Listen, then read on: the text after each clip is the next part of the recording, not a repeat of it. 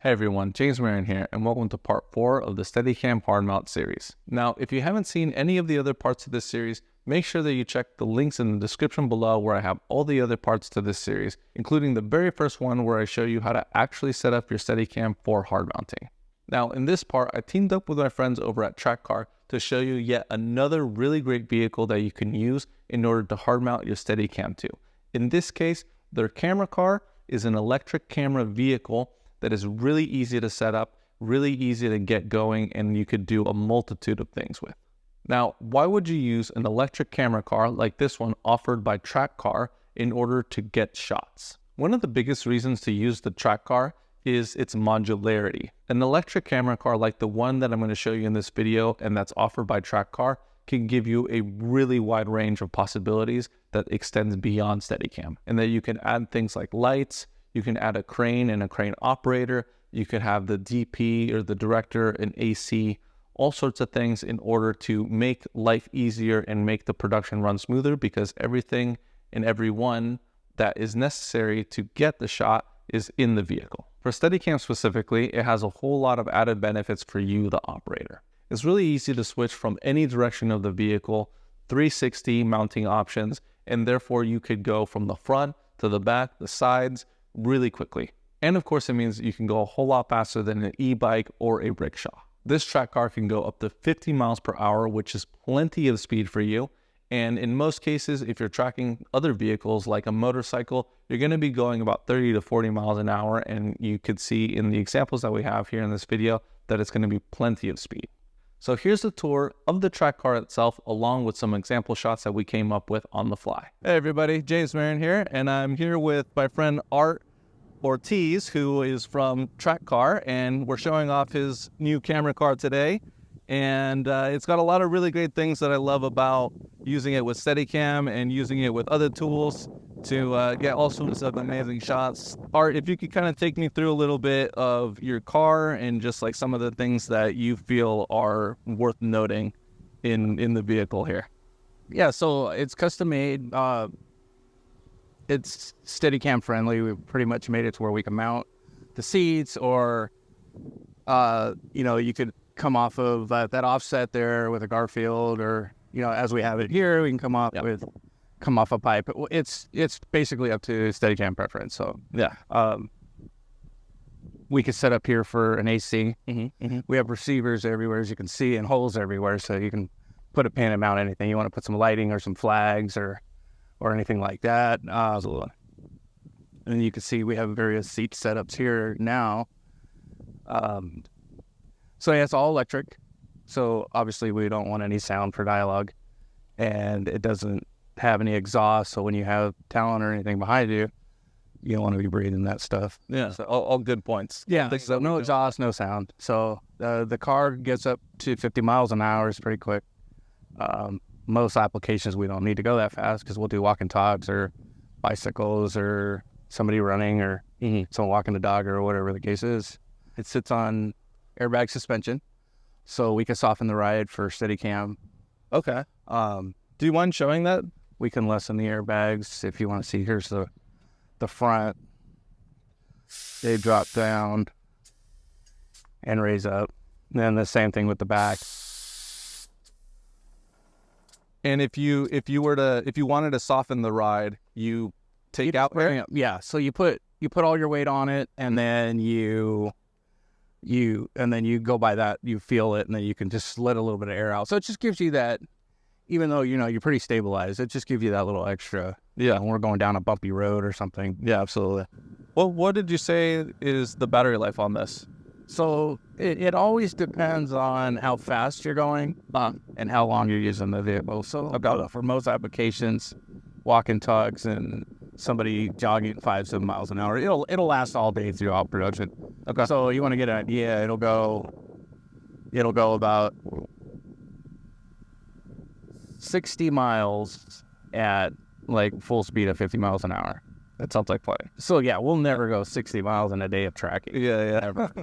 Okay. So the batteries, we'll always have battery. I mean, it'll never die. I've never had an incident ever. We have enough in there to cover a whole day's worth of Yeah, shooting. absolutely. So we kind of figured out what, like, just over 20 years of of what would be the worst case scenario. So we put enough batteries in there just to cover. So basically, I got enough for probably a couple of days, 2 or 3 days before we have to charge.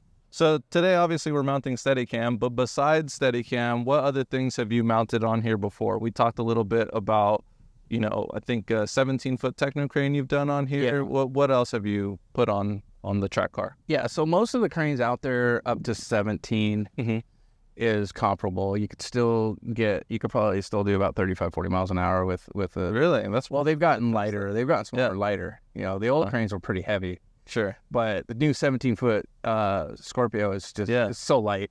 And then I have another one called a Steel Boy. It's a 15-footer that I put on here all the time. I mean, it doesn't even squat the car. It literally, weight is not an issue. So then we have a crane mount that we put that mounts onto the body of or to the top of the platform. Yeah. And then we have a deck that goes into these receivers here. And the deck, basically, we have a dolly grip standing up there controlling the pickle and stuff like that for the telescopic crane. I see. So it sounds like you have basically all the accessories to make things like that work. Absolutely. It's not just what we're looking at today, but like you said, the platform for the operator on the crane and all the mounts. They come out of the sidewells here. So that sidewell actually makes itself into like a platform. Right now we have it configured for an AC to have monitor and to sit and to, be on the car with us. You also have a monitor for yourself, which you were telling me earlier. You usually have it just for follow shots, right? When you're facing, when I can't see behind me. Yeah, exactly. Which I think is a really great idea because you need to see what's happening too, but not always because you pretty much just use the monitor for that situation, right? Right. That helps me keep a tracking size. Well, otherwise you're just looking at where the camera's at. Yeah. So profiles, obviously, I can see and know where the camera is. I can kind of keep an eye and get like a dead profile shot. Or, of course, if we're pushing the shot, then I can see fully in front of me. Yeah.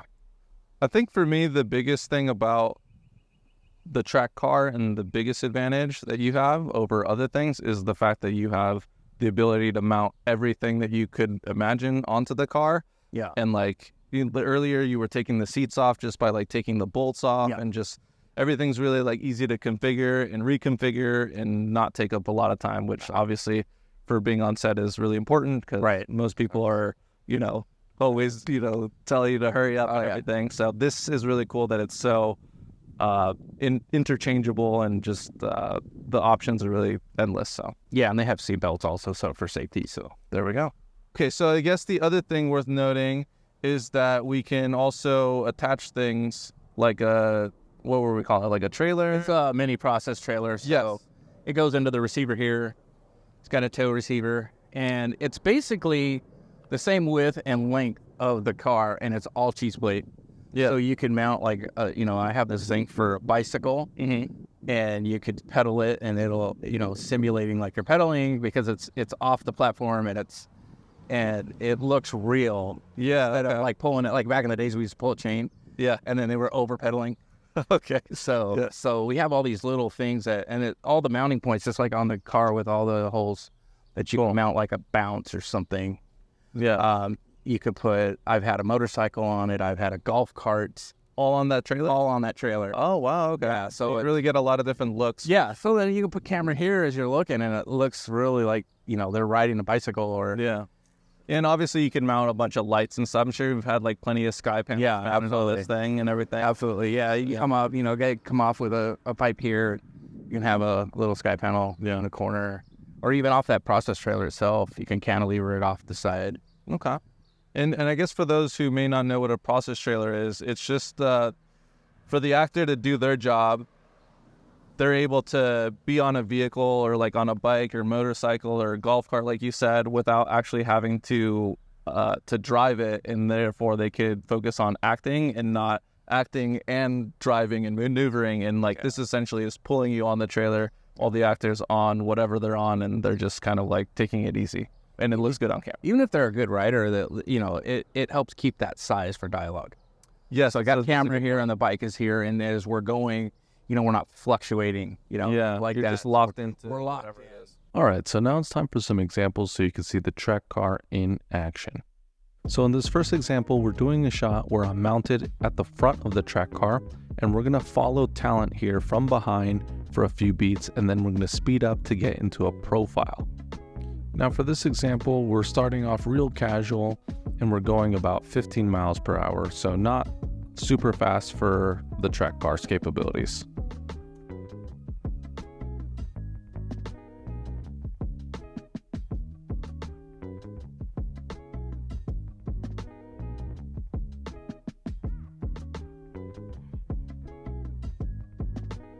And actually, when we decided to reset and go back to 1 to do the shot again, Art actually suggested that we just do a leading shot from here.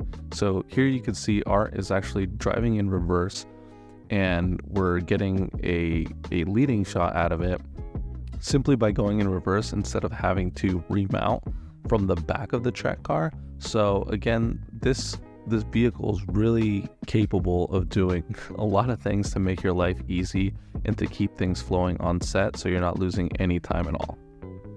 And this looks just as good driving in reverse as it would if he was driving forward and we were actually mounted off the back of the Trak Kar in order to get the same exact shot. For this next example, we're going to do something very similar from our first example, but we're just going to do a little bit faster, and we're going to speed up here and get into a profile. We're going to hold that for a little bit, and then we're going to even get closer to talent and be in a proper close-up. And we're doing this with the help of the driver, Art, who's helping me get a little bit closer, and he's also watching how close he is to talent, and he's looking at the monitor to gauge a size for the frame. For this next shot, we decided to go a lot faster, so Adam brought out his e-motorcycle. Now we're going about 30 to 40 miles per hour, which is still well under the capabilities of this vehicle. So here we decided to take off just to show you a little bit more speed.